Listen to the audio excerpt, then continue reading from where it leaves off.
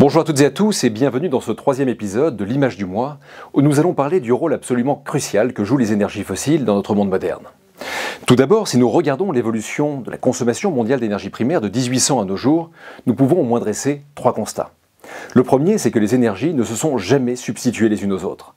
Non seulement elles se sont empilées, mais en plus de ça, elles se sont enchevêtrées, emmêlées, intriquées de façon extrêmement forte. Le deuxième constat, c'est que les énergies fossiles dominent encore très largement le mix énergétique mondial à plus de 80%.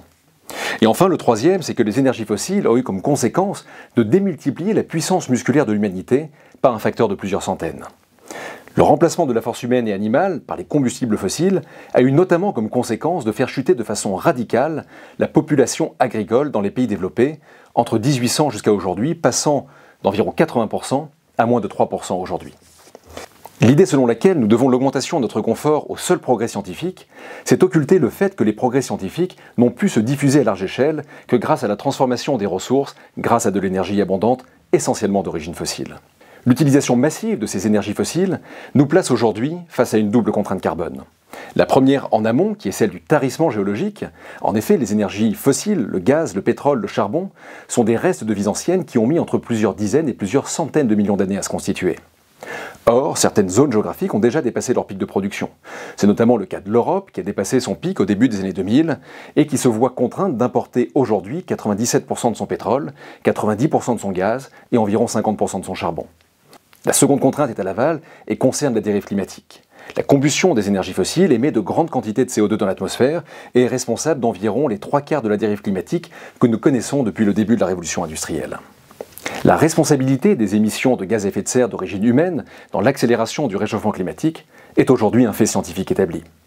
99,96% des articles publiés dans des revues scientifiques à comité de lecture convergent vers cette conclusion. Mais si la croissance économique a été au cours des 150 dernières années la contrepartie de la transformation des ressources par de l'énergie abondante, la question se pose quand on est investisseur de savoir où sera la croissance dans un monde qui va devoir réduire de façon drastique sa dépendance aux énergies fossiles, de gré ou de force. Où sera la croissance dans un monde qui va devoir faire face à la déplétion des ressources ou à l'effondrement du vivant.